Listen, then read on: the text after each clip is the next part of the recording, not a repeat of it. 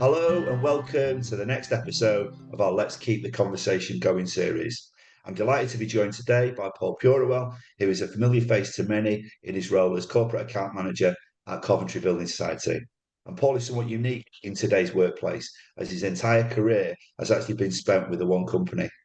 During his time at the Cov, Paul has operated in a variety of roles and is someone who is extremely passionate about mental health and well-being, which is obviously the main topic of discussion during the next 45 minutes. Morning, Paul. How are you doing? Morning, Jace. Yeah, I'm really good. Thank you, mate. Thank you for having me on today. And yeah, how are you? I'm good. And listen, thank you for volunteering to be part of this series. I know we met up a few weeks ago and we had a good chat, and I was delighted you volunteered to step up. And I know it's going to be a brilliant conversation, and probably the starting point a little bit unusual really, because I normally ask the guests to do a bit of a whistle stop tour of their careers. But we just mentioned there in the intro that certainly to date all your working life has been spent at the Cov, which is it's brilliant to see.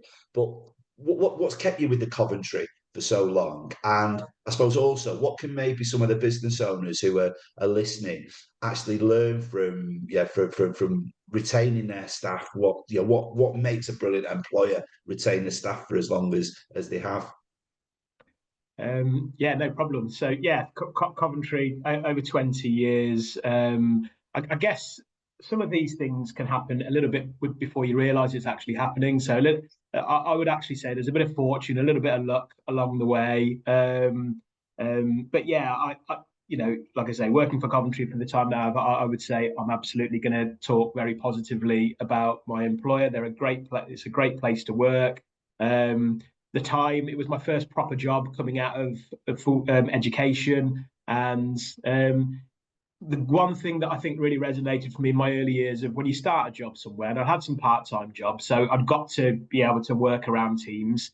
But one thing that really sort of made me feel good was the team that I was working around. So it's your leader to begin with, but then it's the staff, your colleagues as well, and all of them would have welcomed me in, looked after me because as a someone in their very early 20s, I probably needed looking after, but for lots and lots of different reasons. But and I was given plenty of opportunities as well. They probably saw something in me, which was fostered. And I've been given the benefit, I guess, that the luck and the fortune, which I'm really grateful for lots and lots of internal mobility opportunities. So whilst it's a career with one employer, there's probably about 15 different jobs over that sort of coming up to sort of 24 years, which has been really, really appreciated from my perspective as well, because I don't think I'd last in one particular role for that long. But having the breadth of opportunities within the organisation has been really, really positive. So I guess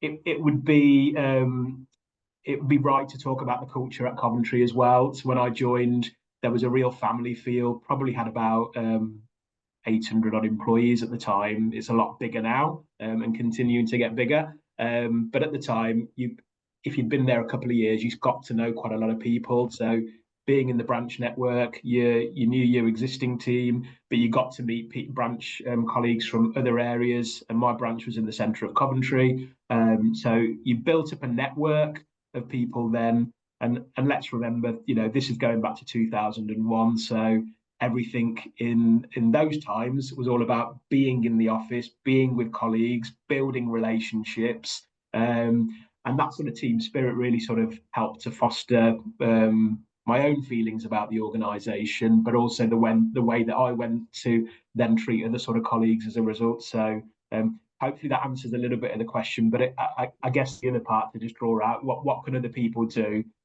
Coventry's a pretty big employer. We've got over 2,500 colleagues there.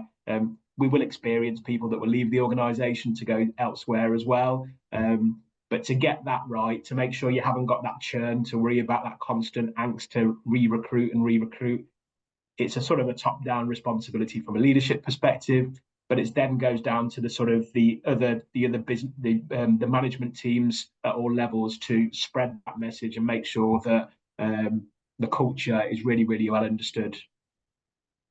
You know what? Look, not quite as long as you, but my own personal career, I think sometimes people think that where you at now, Jason, but I probably only had three jobs in my life, and very similar to what you're saying there, Paul. The platform role I have there for probably 13 years, but the role continually changed, just as you're suggesting yours has done. So 15 different roles you've suggested, and I think I was blessed to move into different positions, and always felt probably where there's an overlap here, I always felt like the voice was heard, and the business actually matched my own ambition. So the business was very progressive, very can do, and very dynamic in what it wanted to achieve. And I think, and outside looking into the card, we obviously we've just seen the acquisition of the Co-op brand and my old business platform in there. So I suppose that the company actually matching your own ambitions and continually being progressive, that's also a vital element, as well as the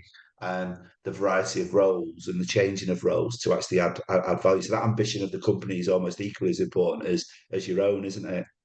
I think so. I think, and when you start, depending on, if you're starting your career as I did at the time, and depending on where you are in your career journey, that ambition that you have will be very different, at times. So, yeah, in the early years, it was all about, can I really wanted to be a leader of people, and whilst I needed to learn very quickly about mortgages, savings, investments, it was something that was there was a lot of opportunity, and they wanted people to develop within roles. So I caught it at the right time, I think, but there's still a lot of that going on now, but in very different ways. You mentioned culture and family, and how important that is to the environment. It's something that crops up a lot, but it's also something that some business leaders can actually forget about at times, because they're so caught on the hamster wheel. But the benefits of delivering that right culture, investing in your staff, and making sure that environment is the best it can be, has some massive upsides, doesn't it? It does, yeah. I think and being a leader at times as well, where I had branches and teams to look after. There's times where you'll get it wrong, and it's okay to accept that. But I think that sort of time for yourself to have that self-awareness to say, what could I do differently, and how do I want to be perceived at the end of the day. A lot of people don't leave the organization, they leave because of their manager sometimes, and so it's remembering the influence and the spread of influence you have, and making sure that you sort of tailor your behavior when you're dealing with people to that. So yeah, it's fine to make mistakes. We all do it. It's wrong to say that doesn't happen. But actually thinking about it and thinking, well, what is it I'm actually trying to drive out of this? That's normally will mean that you end up on the right path. Yeah, and I know sport has played a massive part in your life away from work, and particularly cricket. And I know you're particularly passionate member of the MCC, etc. And what part do you think sport can play in terms of that transfer over into the working environment? I think there's massive transferable skills. I think there's so many opportunities where if you're in a sporting environment, to use that to help you in a workplace environment as well. So now sport can be very different depending on what it is you choose to play. So I know you were a footballer as well. So we've probably got some alliances in terms of teams that we were involved in. I've played sport from the age of in teams from the age of 9 years old. So and I guess that teaches you straight away some basic skills around wanting to help others, because being a part of a team is all about sort of the collective. But thinking about cricket for me, my role traditionally was to open the bowling for my teams. So that is all about setting the tone from the off. You're responsible straight away, starting everybody off to make sure that you're delivering to what you need to do. So there's quite a bit of an individual responsibility there, even though you are part of a team. But within that team culture is so transferable around sort of getting to know people. And in the early years and your early teens, you probably don't see it in the same way, because you're just concentrating on making sure that you can do the right things. But I think the benefit from playing men's sport from probably the age of 15 years old really sort of helped me to just understand how you need to communicate with people. And you would have had people that you looked up to, that you regard as mentors. So, I've been fortunate to play with some really good sporting, some really good cricketers. who I would describe as role models and are still friends to this day. That changing room environment, it's just different, isn't it? It's something that sort of holds you in, and it's probably the reason why you remain wanting to play for as long as you can. You don't want to lose that sort of that drug from sport. So it's been a huge motivator for me. But yeah, listen, you mentioned about sort of some of those transferable skills. So whether that's helping others, whether that's a competition to succeed, dealing with success, dealing with failure, training to improve yourself, all of those have got transferable skills in the working environment. So if you're starting a role, then all of those things will come into pass. So I think there's real elements where you can use sport, or I certainly did, as a motivator and as a vehicle to support your own health, but also to support your mindset and your mental health as well.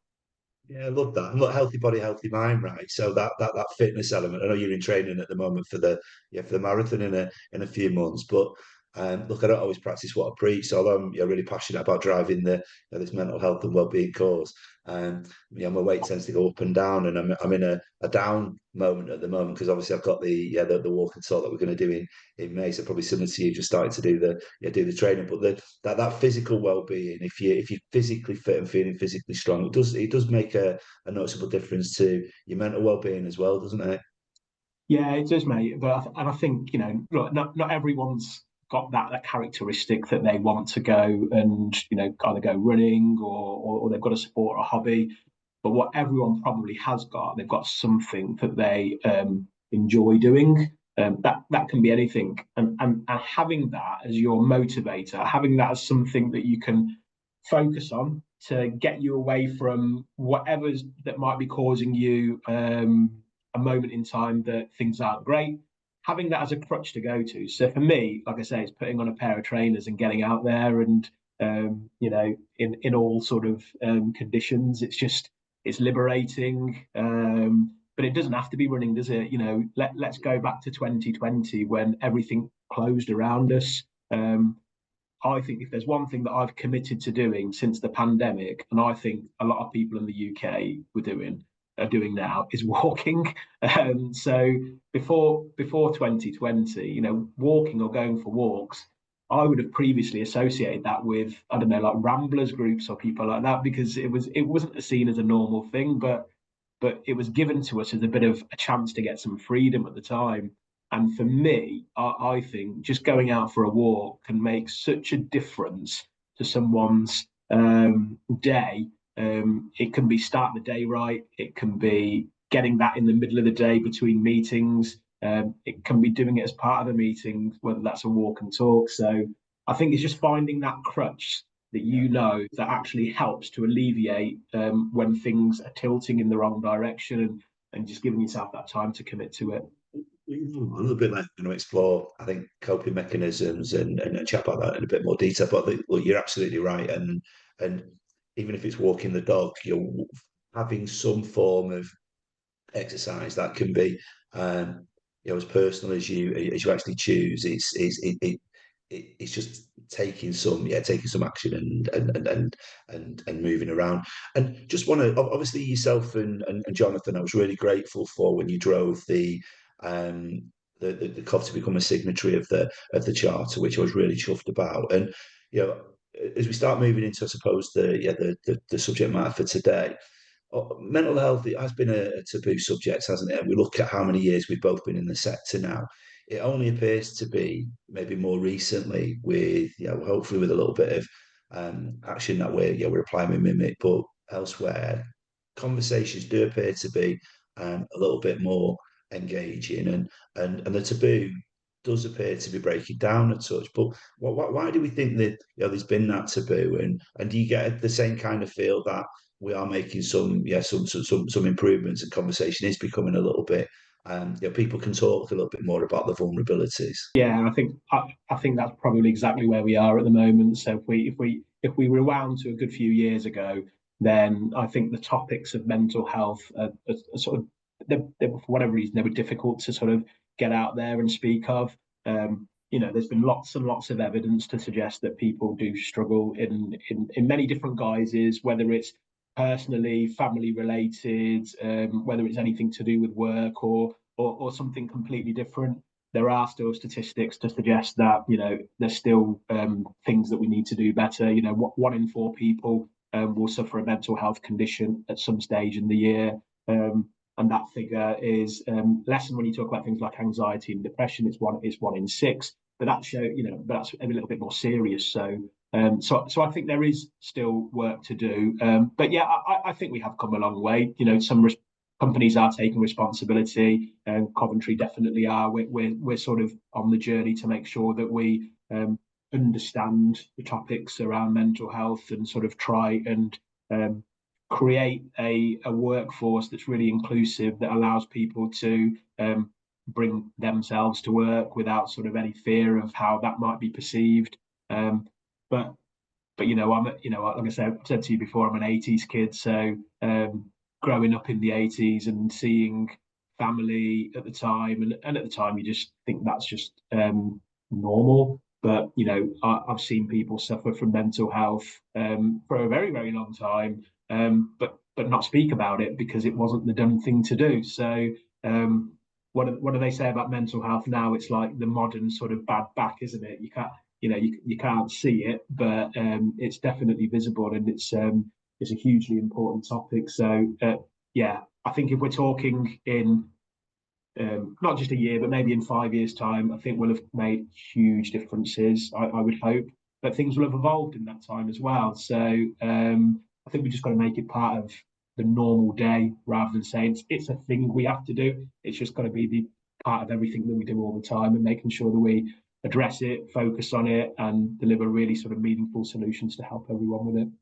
You know what, Paul? Look, just people standing up and talking about their own personal circumstances and acting as maybe role models is showing that vulnerability. It's we've got so many people who've done that now, and these people are still super successful. So having a bit of vulnerability and having some challenges as you go through your working life is kind of inevitable. But I think having these role models and mentors that we've got in the marketplace now, I think just encourages others to talk, but actually demonstrates that it's okay to not be okay. So this roller coaster ride that we have in our sector, I think, along with the medical profession and the legal profession, I think we've got the high suicide rates of any other sector. So we've still got a huge amount of work to do, but we operate in a emotionally charged environment that's with the dream catchers, right, moving people into their houses or saving them cash. I think one of the things I just wanted to move on to was just,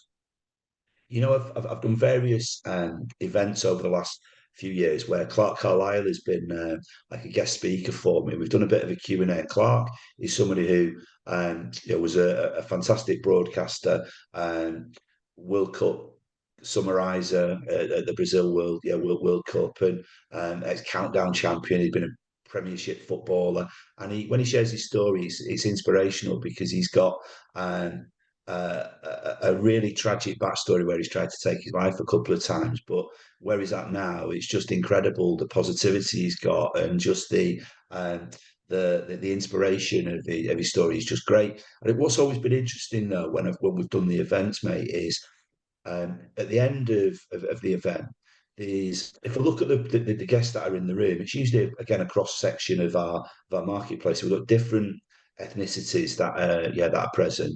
But what has surprised me pretty consistently is the amount of Asian men who've queued up to see Clark at the end of the session, in a disproportionate way to maybe the white males or white females that are there. And I just wonder, when we talk about maybe your own mental health and well-being kind of story, I just wondered if you've got any kind of insight as to why we've maybe got that disproportionate amount of Asian people who seem to approach Clark and pour out loads of emotions. And it's just something I've spotted, but I don't really necessarily understand why.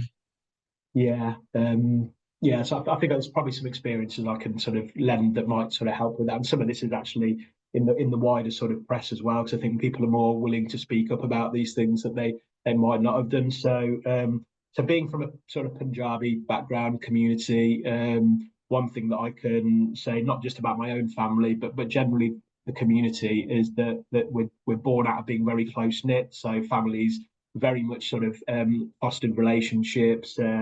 Lived with my grandparents for a long part of my early years, and that was great because when mum and dad were going to work, they were sort of looking after me, and that sort of community spirit around sort of families all getting together, living together for quite a long time. That was very much just a thing that that's very much cultural in the way that we are. So I guess as a if you thinking about my dad, because my dad actually is a long-term mental health sufferer. He came over from India in the 70s, started work, but then started to struggle. And I think for South Asians or people that had come over to this country, the opportunity was obviously to come and earn income, but they themselves used to it was long hours. It was a lot of it was factory work, but their sort of only time to sort of get some relief time, some relaxing time, was they found their solace in meeting up at the pub as a group of Asian men that had come to this country, and they found alcohol. And you know what, Jace? There's a bit of a theme that people talk about, and they say, when they talk about Indian men, sometimes they say that guy's a great bloke. Why is he a great bloke? Well, because he's a really good drinker. And that's been a connotation and a theme that's been applied to people for a long time. So they found their solace in alcohol. And whilst that's okay if you're just having a couple of drinks, but when you're doing long hours in factories and coming home and you're using the bottle as your only way to sort of get that sort of relief, then that can have different impacts on different people. My dad, unfortunately, couldn't really recover from that. So he's in a better place now, but he had to almost stop work in the early 90s. So I had the benefit of him is sort of being a parent while I was very, very young, taking me to football in sort of when I was a 7 or 8 year old. But after that, really didn't really get that sort of father child sort of relationship with him. So saw him in a really different guise. Thankfully, we get on great. He's still here now. He's a Leeds United fan, unfortunately, which I still have to question him about. But other than that, he's in a good place. But yeah, going back to what you're saying there, I think the reason why he might have chosen to take the actions he did is that whilst you're in close-knit families, typically, I think sort of Asian men of that particular age anyway, it was difficult to talk. It's difficult to talk now. Blokes today, are you all right? Yes, I'm fine. Are you all right? Yes, I'm fine. But you go back to then when you were just needing to go in, earn a living, provide for your family, and then have alcohol as your vehicle for relaxing. I think it led to some sort of poor outcomes and bottling feelings up, not dealing with those things. And then after a while, it just becomes more and more difficult. What yourself then, Paul, in terms of have you? We're both, I think, typical salespeople in terms of we're very pragmatic, very optimistic blokes, aren't we? And how have you actually managed the ups and downs of life and the challenging times you've had? How have you managed your own mental health and well-being over the years? Yeah, so I think there's probably in lots and lots of different ways, I guess. So there'll be times where, let's just be honest that we'll have good days and bad days, won't we? Hopefully the good days very much outweigh the bad days, but it's trying to make sure that you connect with yourself to understand, do you realize you're going through something that's not great at the time? Have you got that self-awareness to do something about it straight away? Have you got people around you that will tell you that what's up with you, or why are you being moody or grumpy and things like that? And luckily, I've had lots of people that would tell me that. But like I say, I've had a few vehicles, I suppose, that have really sort of helped me, whether it's been sort of fitness and sport, a really sort of good sort of close knit sort of environment in terms of friends and peers that would have been there, both work and personal life, to be there to help me. you've just got to recognise it, I suppose, in the first place. I'm fortunate, I do know some people that have been less fortunate, but I'm fortunate that when I'm better today than 10 years ago at recognising those things.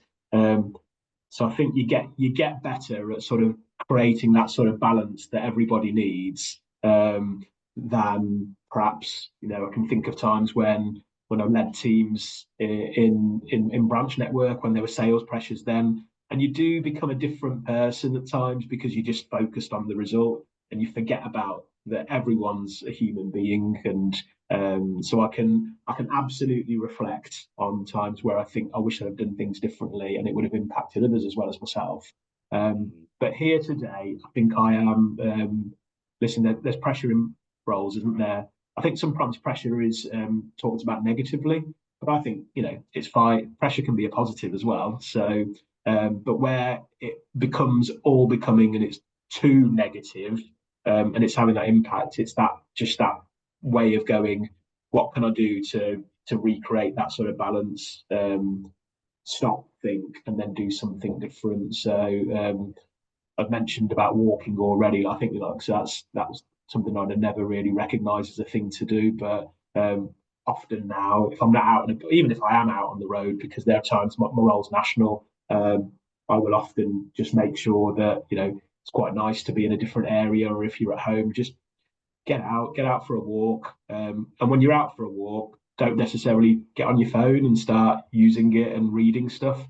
Just be out there and just to sort of embrace what's around you, and just take that time to sort of create that sort of balance. You did some great stuff recently, which I think I've also seen, which is really, really good. And I'm going to say the most basic thing now, mate, and it's about breathing. So the triangular breathing strategy, I find that works really, really well. So that's just that moment where you breathe in for 3 seconds, you pause for 3 seconds, you breathe out for 3 seconds, you pause, and you just keep doing it on a loop. So if you're feeling, either stressed or a bit too much, just take that time, just sit down, be in a place where you're just completely chilled out, and just do that for a couple of minutes. And I find that works really, really well, even if it's before I'm about to do something that's a little bit that's going to create some pressure for me, just to relax and feel a bit better. Yeah, just a couple of simple things there, but I'm sure there's lots and lots of other things as well. So obviously, people, friends, family, and that close knit group that you've actually got, and when it comes to coping mechanisms, having that conversation and just problem shared is a problem halved, right? So obviously that conversation is really, really important to you. The fitness and the exercise, and just absolutely just getting away from that thought process maybe around work or other external pressures that are there. So just having that fitness focus, and then the breathing. I love the breathing, and I know when we did our AGM in January, we had a lady called Katie Lehman join us to do some of the breathing exercises, and it was something as simple as you say is breathing. Actually, you don't think you can do it wrong, but you feel really energized when you've had a really good breathing session, don't you? So again, I don't think we should underestimate the powers of that. So they're great, those. And then avoiding alcohol. And again, it's not the first time we've heard this, Paul, in terms of the adverse effect that alcohol can have. So when it comes to coping mechanism, it seems to be one of the worst to actually turn to when we're trying to get through periods of anxiety and stress.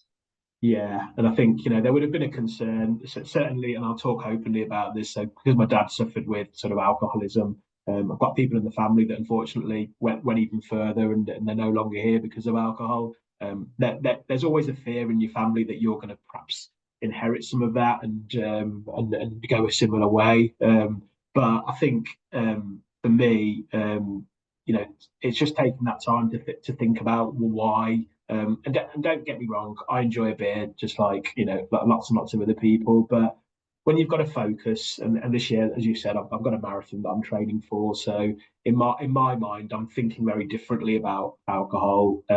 Just choosing when you want to have a drink with friends, thinking about that sort of greater time. So if you're just going to have a drink one evening, does it need to be? Do you need to have a beer? Have you tried an alcohol-free beer? What does that feel like? So so I think there's times where you can just sort of bow down to peer pressure a bit too easily. I think we're all probably guilty of that. So just choosing the right time and making sure that that doesn't become your sort of go-to thing to cope. There's lots of other ways that you can cope with to manage your mental health and not necessarily just be needing a drink. What's your view on? I mean, we nearly touched on it regarding like social media, and we spoke about phones, and sometimes we can get consumed, can't we? We're working, we're on the hamster wheel, and we're absolutely consumed by work. And this social media and digital world that we see, it looks like it's the perfect lifestyle going on at all times. And what's your view on social media and digital? Because look, I know, interestingly, I'm really excited about having the conversation with this person at the end of this month. I know Lee Karasavis is going social media free in the month of February, which is amazing, and I'd love to promote something similar in March or April for MIMHC. But what's your opinion on maybe the harmfulness of social media and digital? Yeah, well, I guess it's in our face every day. There's so many people. We wrote a report at Coventry to say how many people are using a form of social media. So from the positive side, brokers, when they're trying to increase business, get visible in front of clients, and social media is a real vehicle to be able to make sure you can do that. So whether that's using social media for business, whether that's getting on TikTok because that a certain age range of clients will be using that. It can be a real sort of enhancer for business opportunities. However, I think it's fair to say that everyone feels that they are entitled to an opinion, and that's seen on social media a lot. So the sort of the reality of what versus the social media, it sometimes can become, I think, can be harmful, because if you're scrolling and you're looking at something and going, God, that person seems to have the best life ever, and how does it compare to my life? You can be influenced by that. So I think in many ways it can be a little bit dangerous. So having an appropriate level of, link it to what I've said about alcohol, I suppose. So having that balance and using it for the right reasons. So don't overdo it, because that's when it could take you down a certain route. But using it to make sure you're getting the right things from it. And obviously there's so much information on there. I'll use it every day. I'll use it to review a restaurant I want to go to. There's so much good stuff that we can get out of social media, and artificial intelligence is ever present and becoming more and more prevalent in society as well. So use it for the good, but I would say don't get too hung up on. And I'm guilty of it, so I'm not going to say I've got this absolutely done. But just making sure you've got that balance and not sort of relying on it to form all of your opinions. Just getting out there and picking up the phone to you and asking you about something, for me, is better than reading lots and lots of articles on social media. Speak to people, do the things that are just more natural. I think, if you've got that balance right across all things, then you're certainly on the better side of the road than the other. Great. I love that. And what I think one of the things we chatted about when we were together most recently was just, look, we both love the industry we operate in. We're blessed to work in a sector that is so resilient, and brokers never fail to surprise me with their resilience. And I know we've both spoke about that in recent. I'm just wondering, when we look at the role of account managers and BDMs, we built some brilliant friendships with, I suppose, people who started out as broker relationships who've just become pals. But I just wonder the role of a BDM and an account manager in the broker environment that we serve. There's so much that we can do which goes beyond that transaction and that ability to place a deal. So I just wonder what your thoughts are in terms of just what the best of the best can actually do to really deliver a meaningful relationship to a broker, and the opportunities and the lifts it can provide. Yeah, yeah. Well, I guess we've all got the benefit of having a set of eyes, and that eyes will observe things from time to time. So you're right.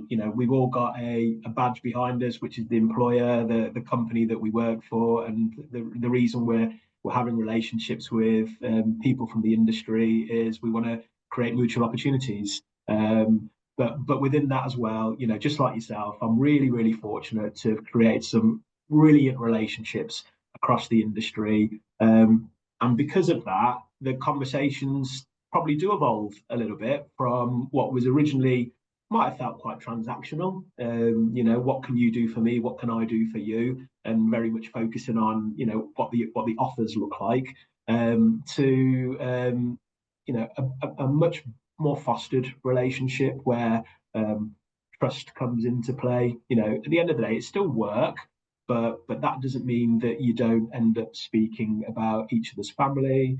It doesn't end up meaning you don't talk about things that are worrying you, things that are really stressing you out. So I guess just that observation of recognizing where different people are.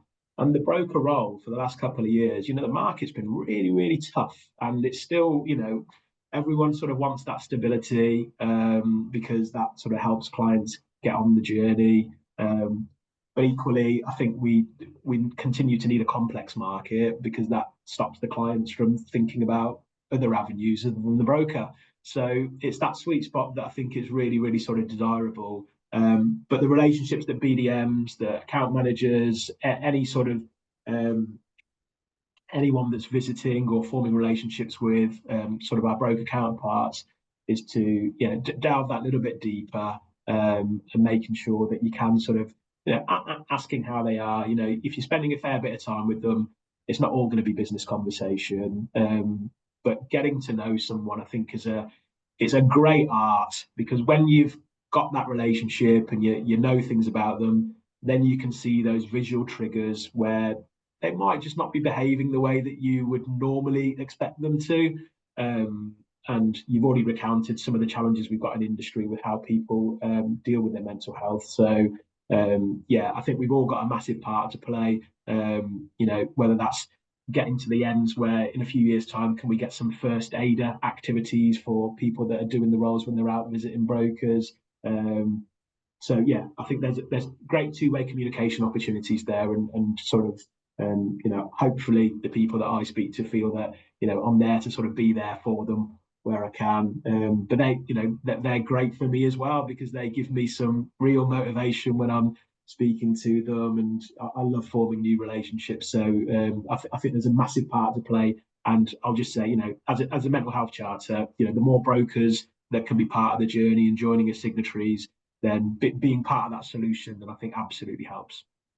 You know what? Look, even though we've made some brilliant progress over the last 4 years, mate, we're up to just over 180 signatories now, and it's still growing. I want to get to 350, certainly 300 plus by the end of this year, and then we can start really moving into propositional supports. How do we really serve and support the sector? And that's absolutely the ambition for next year. But I just think we do have such a brilliant opportunity when we're engaging with the brokers of we can choose our own attitude, but we can also deliver a brilliant lift during the conversations that we actually have with them. And look, I know sometimes it might be hard if the macro and microeconomic climate is difficult, but there is still an opportunity to lift others around us, and we can find ways to do that. And I think the other point you make, which is so true, sometimes we do have to dig a little bit deeper, don't we? Because the mask that the broker's wearing, or the mask that anybody's wearing around us who maybe is struggling, when we do ask them if they're okay, as you touch on, we're gonna get the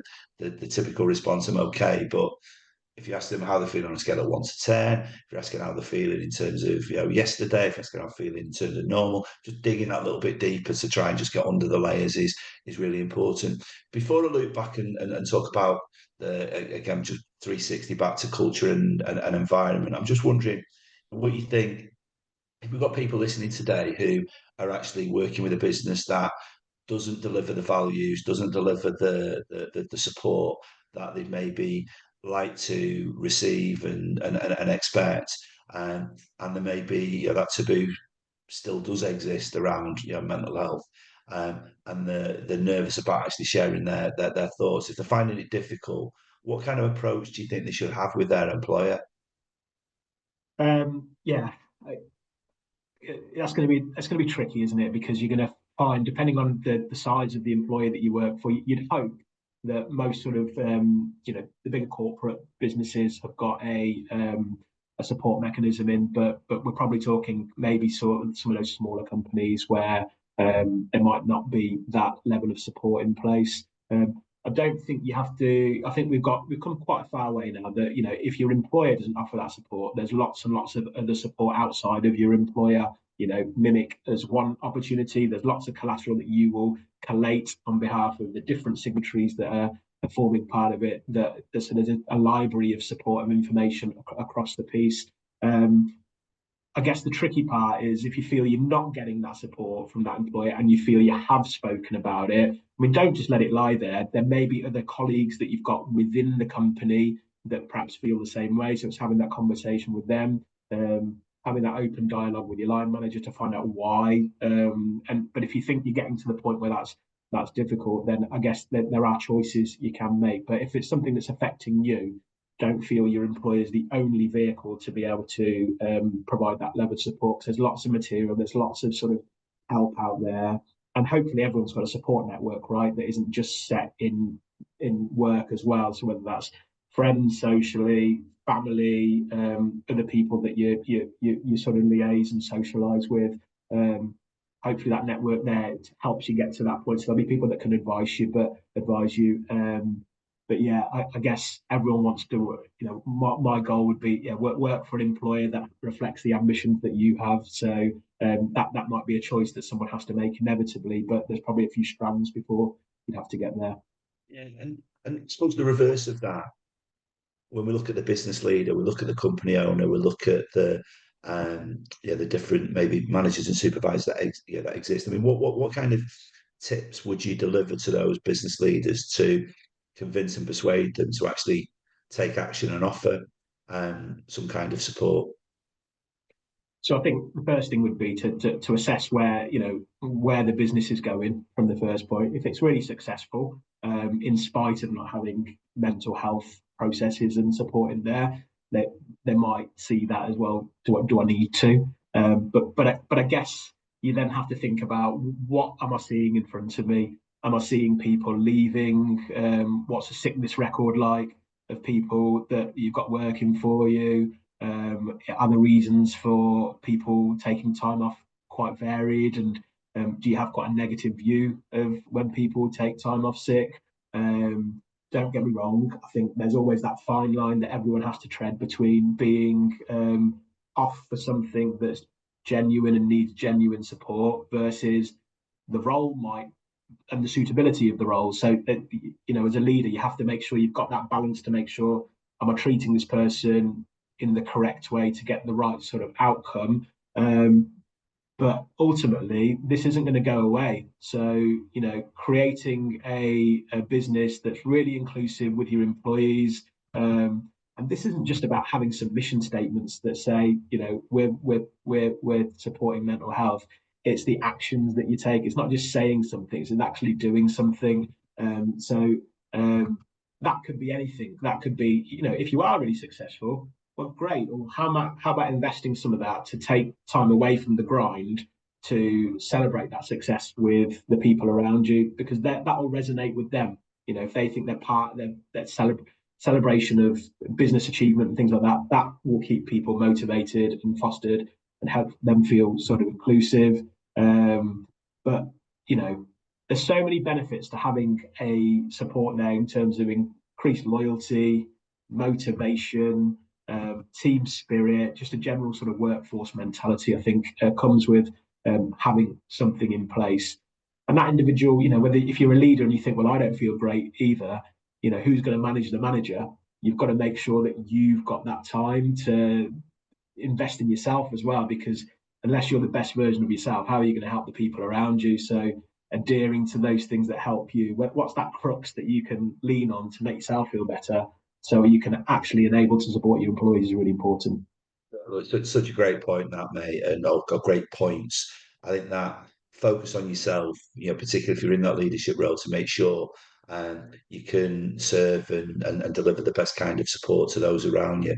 You've got to be energized. You've got to be in the right frame of mind to be able to do that. So, investing time in yourself is absolutely crucial. And there's been a bit of a theme with that as we've gone through the last six or seven conversations really. And I know we had in December and January we had a real focus with mimicking, and so just trying to encourage people to look after themselves first before they start serving and supporting others, and that's particularly true of a leader. And listen, I think there's some brilliant points made as we've gone through the conversation. I'm conscious of time, and I think that focus on that friendship group, that family group, and being surrounded by a group of people who you can turn to and have a conversation with, no matter how sensitive that might be, is absolutely bang on. And I think that fitness, that breathing, and also having a purpose and objective. And I know that marathon this year is a real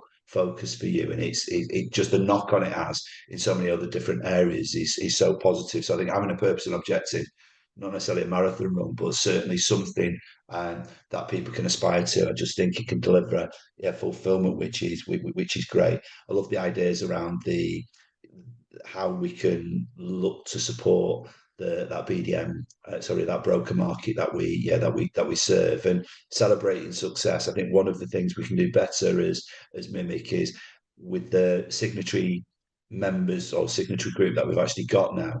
There's so much brilliant practice and brilliant best practice that takes place. I think sharing that and showcasing that outside of the individual silos that exist within the organisations is something we've just got to do better. I'm excited about how we do that, and how some of the brilliant activities that are taking place are showcased. So I think that'd be that's something for us to work on. Just a final question, and really, mate, it's just, is there anything maybe I've not asked that I could have asked, or any kind of final message that you'd like to deliver to people who are maybe listening?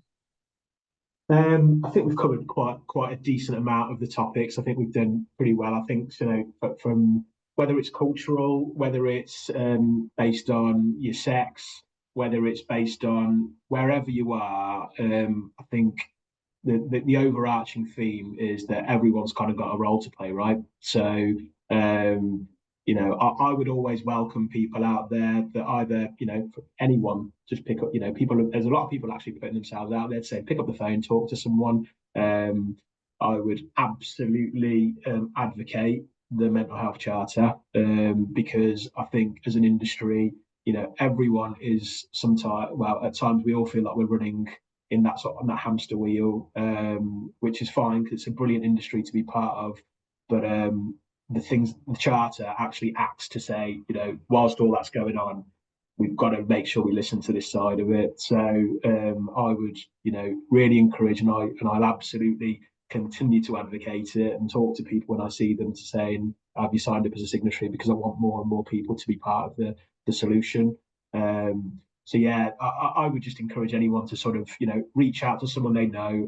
I'm keen to continue to make more sort of new relationships across the industry as well. So if there is some of this disparity, like you've talked about from a cultural background perspective, I'm happy to sort of talk to people about learn different experiences they've had and try and share ways where we can sort of mutually help. But yeah, I think let's just keep the conversation going, Jason. Thank you. Listen, brilliant way to end. Appreciate your time, and appreciate you, as I say, your efforts to get the Cov to become a signatory. I know there's a load of brilliant work that the society does, and that environment and culture is really important to the society. So again, I think they lead by example, as you do internally, banging the drum. So many thanks for your time, mate. Have a great year. Enjoy the marathon if that's possible. Hope it goes really well, and speak to you again soon. Thanks, Jason. Thanks again. Yes. All right, thanks, Paul.